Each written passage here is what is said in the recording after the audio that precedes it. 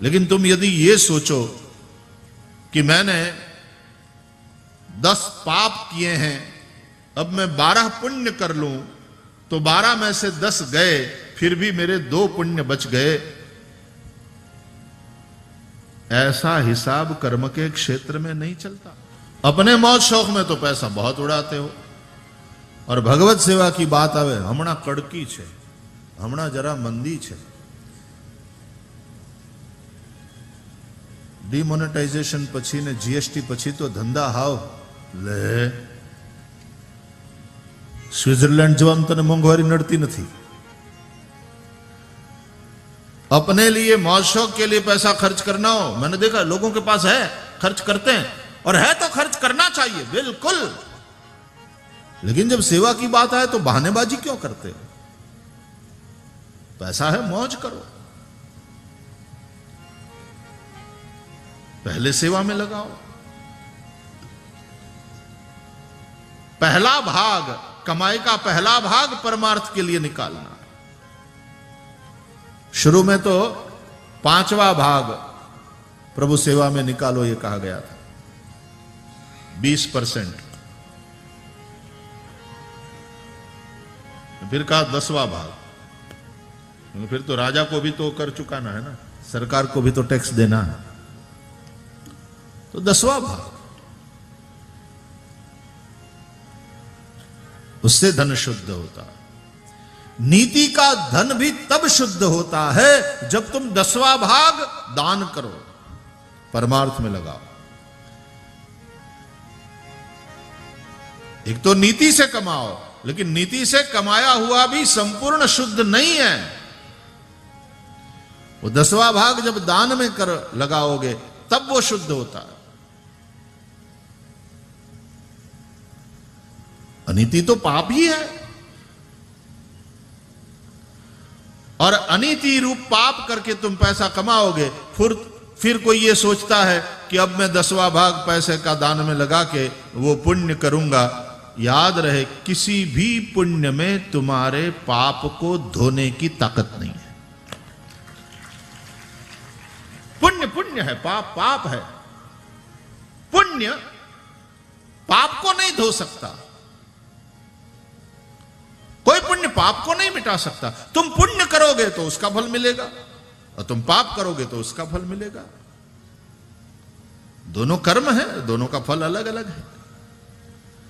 लेकिन तुम यदि ये सोचो कि मैंने 10 पाप किए हैं, अब मैं 12 पुण्य कर लूं तो 12 में से 10 गए, फिर भी मेरे 2 पुण्य बच गए, ऐसा हिसाब कर्म के क्षेत्र में नहीं चलता।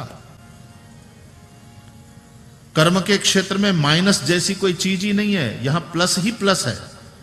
यहां तुमने 10 पाप किया है तो 10 पाप का फल मिलेगा, और 12 पुण्य किया है तो उसका फल मिलेगा।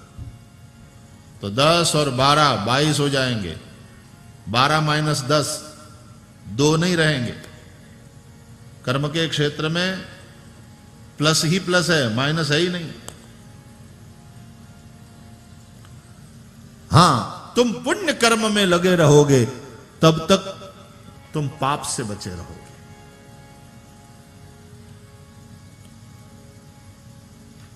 आजो जेटली वार आपणे कथा में बैठा एटली वार तो आपणे पाप न कर्યું ने, कई बचा ने। जेटली वार कथा में बैठा एटली वार तो आपणे कोकने न नड्या, कोईने हैरान करवाथी बचा ने।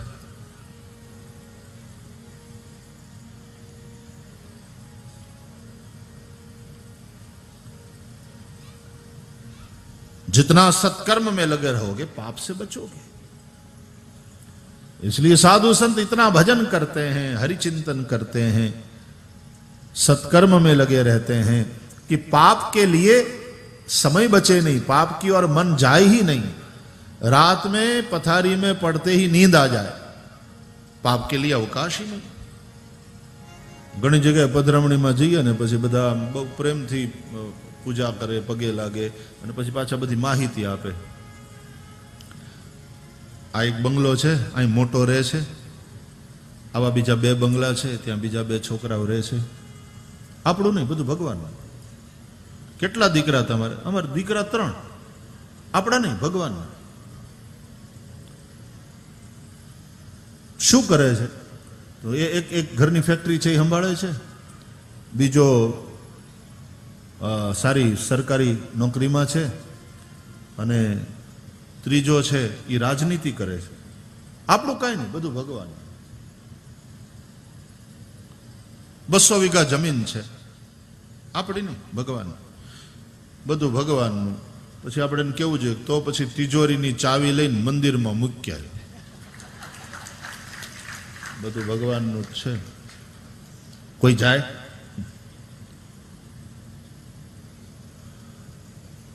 આ બધું કાગળિયા કરી ભગવાનના નામે લખીને પછી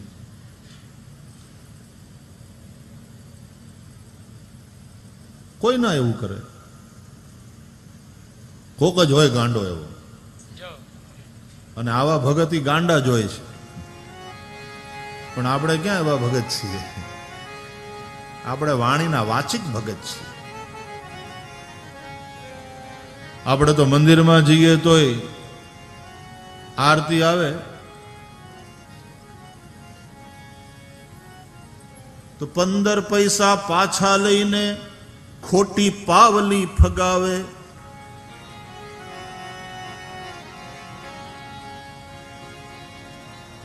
એમાં કુળ મારા 71 તાર જેમ કહીને પાછો માથું નમાવે. ખોટી પાવલીમાં 71 કુળ તારવાની વાત કરે. આ મોંઘવારીના જમાનામાં યાર પેટ્રોલના ભાવ પૂછ્યા છે. ખોટી પાવલીમાં 71 કુળ. ઉલટાનો ખોટી પાવલી પધરાવીને 15 પૈસા ભગવાનના લઈ ગયો તું.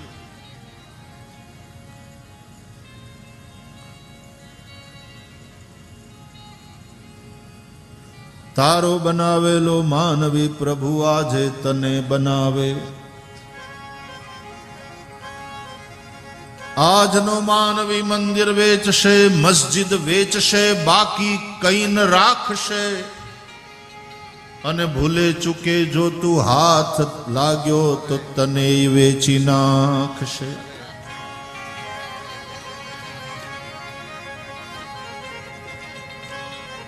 તો બધું મંદિરમાં લખી દેવાનું, તિજોરી મંદિરમાં મૂકી આવવાની.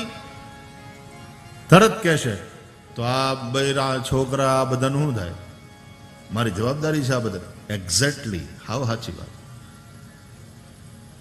न कोई जाता है मंदिर में तिजोरी की चाबी रखने, न आवश्यकता, क्योंकि भक्ति मार्ग में भोगों का स्वरूपतः त्याग जरूरी नहीं है.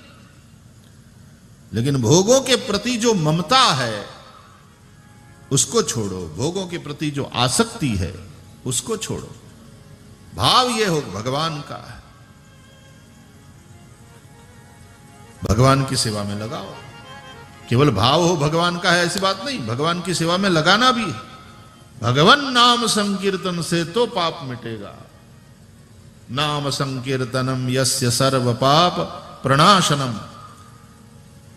लेकिन तुम दान करके जो तुमने हराम की कमाई करने का पाप किया है उसको धोने की कोशिश यदि करो, वो होने वाला नहीं.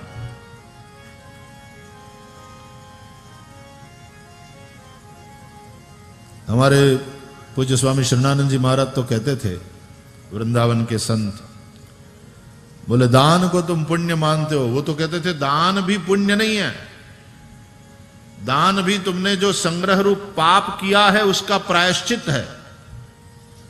दान कोई पुण्य कर्म नहीं है, दान प्रायश्चित कर्म है, स्वामी जी कहते थे. कौन से पाप का प्रायश्चित? बोले संग्रह रूप पाप का प्रायश्चित. क्योंकि संग्रह पाप है, आवश्यकता से अधिक का संग्रह पाप की श्रेणी में रखा गया. तो दान प्रायश्चित है. अब प्रायश्चित का ढिंढोरा क्या पीटना? तो दान का ढिंढोरा इतना क्या पीट रहे हो? प्रायश्चित लोग चुपचाप कर लेते, तो दान भी चुपचाप करो, वो ज्यादा अच्छा है.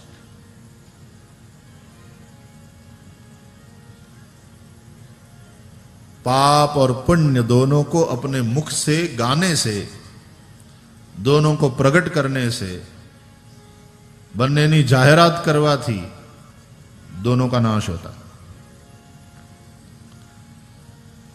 पुण्य को यदि अपने मुख से प्रकट किया, या तो बहुत ज्यादा घोषणा करवाया, या तो इश्तहार छपवाया, या तो बड़ी बड़ी तख्तियां लगवाया, गया पुण्य।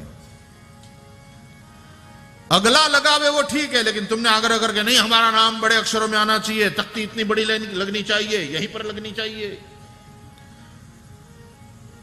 तो ये क्या हुआ? तुमने पैसा दिया, नाम खरीदा, बात वहीं खत्म हो गई।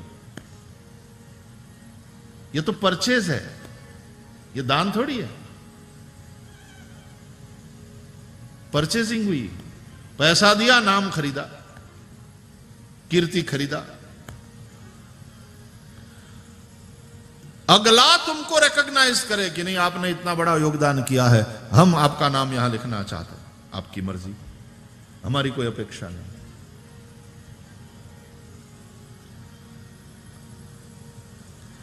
और उस नाम को देखकर कोई यदि कहे कि आपने तो बड़ा दान किया, यहां इतना बड़ा स्कूल बनवाया, इतना ये बनाया, तो ये कहेगा ठाकुर जी ने सेवा करा ली, हमारा क्या है, ठाकुर जी का है, ठाकुर जी की सेवा में लग गया। इस भाव से जो रहता है उसका पुण्य हकीकत में उगे।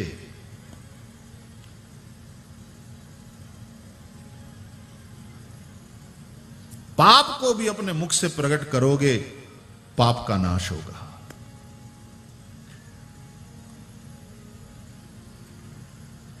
ईसाई धर्म में इसलिए कन्फेशन का महत्व है।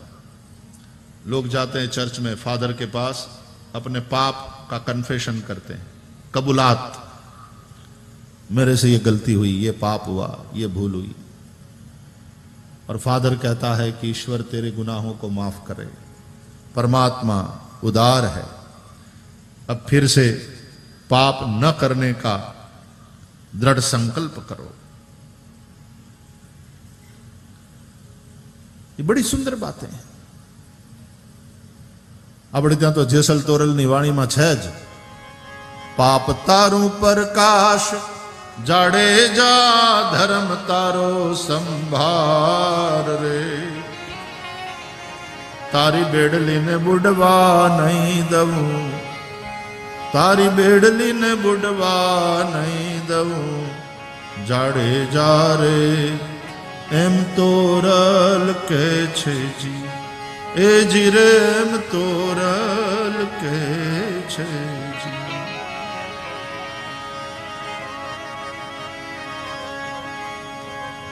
कच्छ में जेसल तोरल की समाधि है, अंजार में।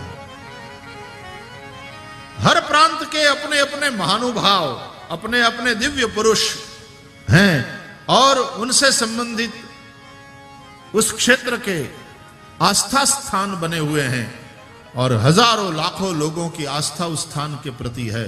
जैसे यहां बेणेश्वर जैसे कई स्थान हैं, मावजी महाराज को आप याद करते रहते हैं। हर प्रांत के शहीद जिन्होंने राष्ट्र के लिए अपने प्राण निछावर किए। कल कवि सम्मेलन देर रात तक 1:30 बजे तक चला, नहीं 1:30 बजे अपने 2 बज गए थे यहां से चले हम तो। और कवियों ने बहुत अच्छे से काव्य वर्षा करी, अच्छा था। राष्ट्रभक्ति से ओतप्रोत शहीदों को याद किया गया। हर क्षेत्र की अपनी एक संस्कृति है, हर क्षेत्र के अपने श्रद्धा स्थान हैं, हर क्षेत्र के अपने श्रद्धा पुरुष हैं। बहुरत्ना वसुंधरा है ये हमारी। धन्य है भारतवर्ष। तो वहां जेसल तोरल की वाणी बड़ी प्रसिद्ध है और वहां उस क्षेत्र की लोकल भाषा में जो फिर भजन पद बनते हैं। अब यहां रोज सभी आदिवासी और यहां के स्थानीय लोग, गांव के लोग आकर के अपनी अपनी प्रस्तुति देते हैं, 2 भजन ठाकुर जी की सेवा में समर्पित करते हैं। अब उसमें ये कभी नहीं मत देखो कि अनुराग के वो है, इसका तो स्वर ही नहीं है और ये बेताल नहीं, उसका भाव देखो, उसकी मस्ती देखो, उसकी श्रद्धा देखो। और सुर ताल की दृष्टि से भी कई लोगों ने बहुत अच्छे भजन सुनाए, बहुत अच्छी प्रस्तुतियां दी। लेकिन महत्वपूर्ण है भाव। मैंने ऐसा सुना कि मीराबाई जब द्वारका में रहती थी, मीरा का कीर्तन होता था, बड़ा दिव्य कीर्तन होता था और सब लोग साथ में गाते थे, संकीर्तन करते, भजन दोहराते। मीरा का नर्तन होता द्वारकानाथ के समक्ष। और लेकिन कई लोग बड़ा बेसुरा गाते थे, बेताल, तो पूरा वो लय बिगाड़ देते। तो दूसरे दिन मीराबाई के आने से पहले किसी ने ऊपर लिख दिया, एक बोर्ड के ऊपर या जो भी हो उसके ऊपर लिख दिया कि ताल में गाओ, लय में गाओ।